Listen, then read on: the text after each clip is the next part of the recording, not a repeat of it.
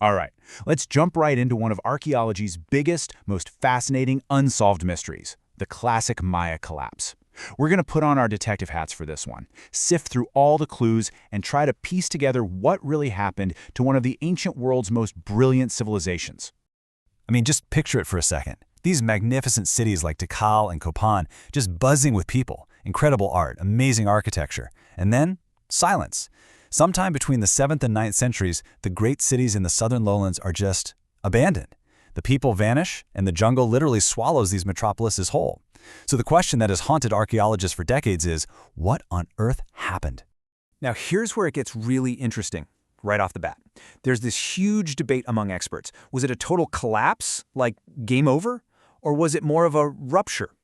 The rupture idea suggests that, yeah, the southern cities were abandoned, but Maya civilization itself didn't just disappear, it changed. It transformed. Power just shifted to the north. And that's a really critical distinction to keep in our minds as we go through the evidence. So you might be asking, how do we even know something so dramatic went down? Well, like any good detective story, it all starts with the evidence that was left behind. Archaeologists have been playing detective for years, piecing it all together, and the story they've uncovered is absolutely fascinating. The first clue, and it's a big one, is literally carved in stone. You see, the Maya were incredible builders. They put up these huge temples and monuments, and they'd often carve the date right on them.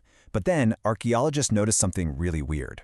Around the year 830 CE, the construction just stops, dead in its tracks. The whole architectural record just goes quiet. Let's look at the actual data, because it tells a pretty dramatic story. You can see the steady rise in monument building. It hits its peak around 750 CE, with about 40 new monuments being dedicated every single year. That's the sign of a super confident, flourishing civilization. But then, look what happens. By 800 CE, it plummets back down to 10. And by 900 CE, it's 0. Nothing. I mean, just think about that drop for a second. From a cultural peak of 40 monuments a year to absolutely 0 in about a century and a half. This isn't some slow, gentle decline. This is like driving off a cultural cliff. Something truly catastrophic had to be going on to bring all of that to a screeching halt. And it wasn't just the buildings, it was the people. In the Copán Valley, researchers use this cool technique called obsidian hydration dating to figure out population numbers. At its peak, around 750 CE, you have about 28,000 people living there. Fast forward to 1200 CE, and that number has crashed to less than 1,000. That means 27,000 people just vanished from that one area. It's staggering. Okay, so with evidence this dramatic, it's no surprise that people have come up with a lot of theories, and I mean a lot, over 80 if you can believe it. So let's do this like a proper investigation. Let's line up the main suspects and see which theories actually hold water. Suspect number 1, foreign invasion. The idea here is that some other group, maybe from the Gulf Coast and connected to the Toltecs, just swept into the southern Maya lowlands and basically brought the whole civilization to its knees. It's a very neat, dramatic explanation. But here's the problem. Most experts agree that a simple military defeat just doesn't explain the complete, drawn-out abandonment of entire regions. I mean, wars and revolutions happen, sure, but they don't usually make everyone pack up and leave their homes forever. The theory just doesn't fit the scale of the crime. All right, on to suspect number 2, a collapse of their trade networks. The Maya were, deeply connected to other big powers in Mesoamerica, especially the huge city of Teotihuacan. So this theory goes that when Teotihuacan fell, it kicked off a domino effect that just crippled the Maya economy. But once again, the timeline is our enemy here. We're pretty sure now that Teotihuacan's power really started to fade around 600 to 650 CE. And here's the kicker. The Maya didn't collapse with them. In fact, they kept on thriving for more than 100 years after that. The dates just don't add up. So, what about disease? A massive epidemic? This one sounds pretty plausible, right? Especially in a dense tropical rainforest population, something causing severe diarrheal illness could absolutely decimate the population. It's definitely a viable suspect.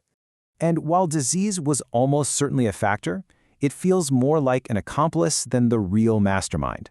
It's just hard to imagine an epidemic, even a terrible one, causing people to permanently abandon an entire region. It probably weakened them, made them more vulnerable, but it's unlikely to be the single smoking gun we're looking for.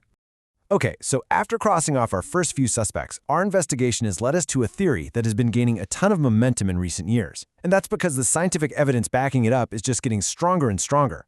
So let's examine our prime suspect, a catastrophic, centuries-long drought. You see, scientists, paleoclimatologists to be exact, have been doing some amazing detective work of their own.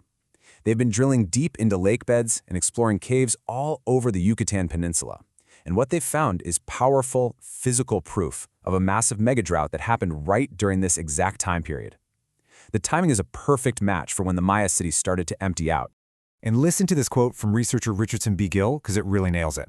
He says there is unambiguous evidence for a severe 200-year drought, the most severe in the last 7,000 years, precisely at the time of the Maya collapse. That's not a guess. That's data pulled from the Earth itself. I mean, if that's not a smoking gun, I don't know what is. So just how bad was this drought? Well, a huge study from 2018 analyzed water trapped in gypsum crystals from a lake bed, and their findings were just stunning. They calculated that, on average, annual rainfall dropped by about 54%. But during the absolute peak drought conditions, it was reduced by up to 70%. A 70% drop in rain isn't just a dry spell. For a civilization built on agriculture, that's an apocalypse. But hold on. A good detective has to poke holes in their own theory, right? So here's the big question. If this drought was so devastating, how come some Maya cities in the north, like the famous Chichen Itza, not only survived, but actually thrived during this exact same period? It's a really important question. And the answer seems to come down to location, location, location. The northern cities just had some crucial advantages. They had better access to the coast, so they could rely more on sea trade. They also might have had access to a more stable water supply underground. Those advantages were basically a lifeline that the inland southern cities, who depended completely on rainfall for their farms, just didn't have. So, after looking at all the evidence, it's time to deliver the final verdict. And the truth is, it wasn't just one single culprit. The classic Maya collapse was the result of a perfect storm, a catastrophic chain reaction that was kicked off by one huge event. And this is really the best way to understand it, a domino effect. The severe drought was the first biggest domino to fall. That directly led to agricultural failure. No rain means no food. That, in turn, sparks widespread social unrest, competition over what little resources are left, and more warfare. And when the rains still don't come back, the people lose faith in their kings, who are supposed to be able to speak to the gods. The final domino? Everyone leaves. Total regional abandonment. But, and this is probably the most important thing to take away from all this, the Maya people did not disappear. They weren't wiped off the face of the earth. They did what humans are so good at doing. They adapted.